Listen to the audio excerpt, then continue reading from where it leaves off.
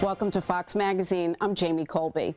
Later in the show, our Fox News hosts sound off on the most controversial topics of the week, and also the man behind one of the greatest songs of all time.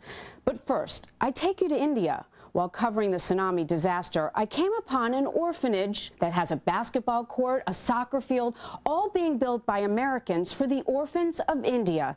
It's a story of love, hard work, and in the end, a man who would not settle for anything less than complete success. It's a story you won't soon forget. This is a story about kids. How are you? Helping kids, about those who have, specifically 30 Cincinnati high schoolers who have traveled a world away, to those who are less fortunate.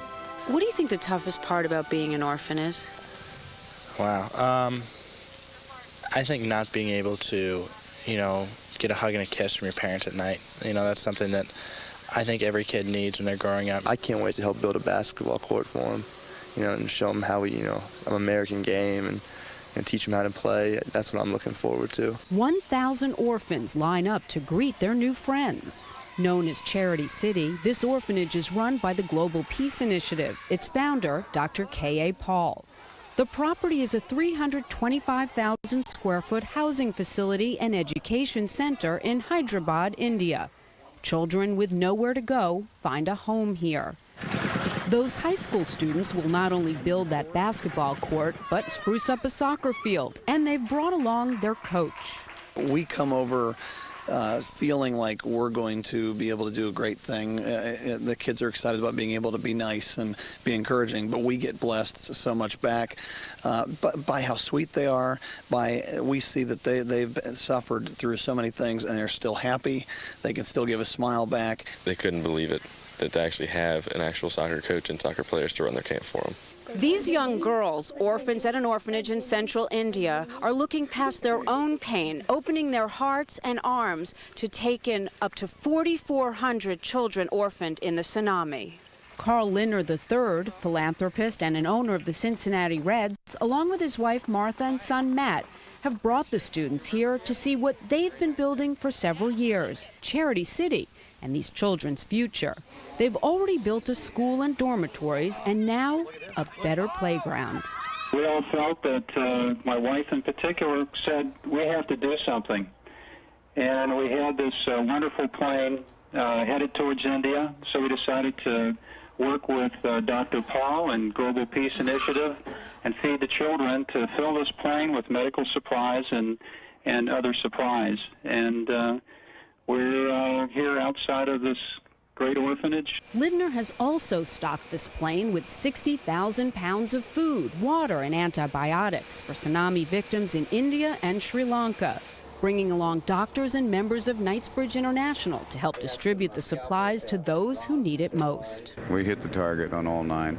I mean, I don't think we could have done it any better. All the things that could have gone wrong kind of started to go wrong and corrected themselves. It was a self-correcting mission. We had good people with us, Global Peace Initiative, Knightsbridge International working well together, and it worked out very well. I think the people here of Sri Lanka need to feel that the world is behind them, that we support the recovery efforts.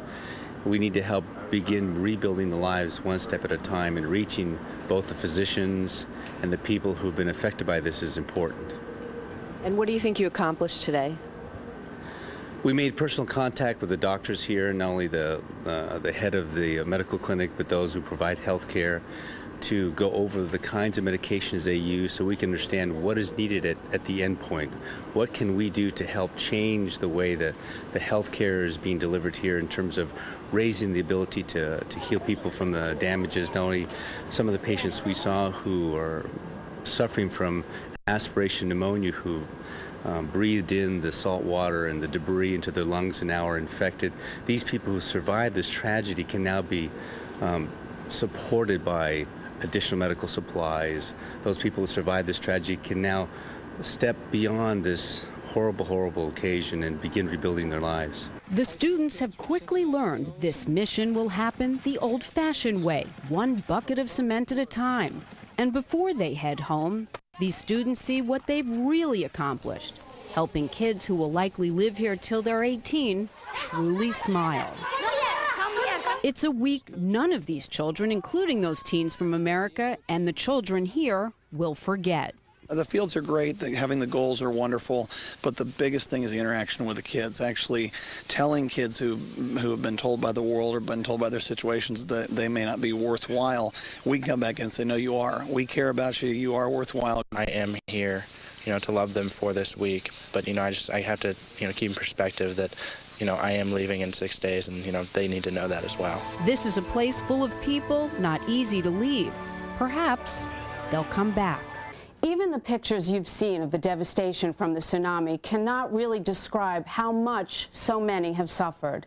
Do you think America is doing enough to aid the tsunami victims? Email us, let us know what you think at foxmagazine@foxnews.com.